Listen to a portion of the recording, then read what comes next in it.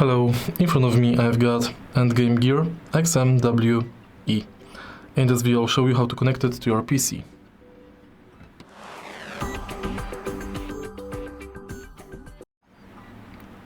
In the beginning,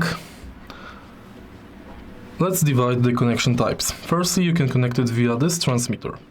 If you want to connect it via transmitter, switch this button on and connect the transmitter to your device, for example PC.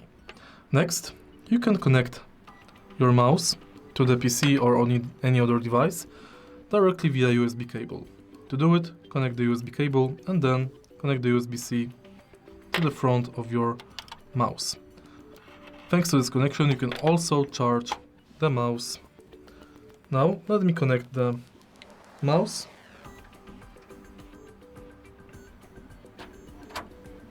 to the PC via USB cable because I think it's out of the battery.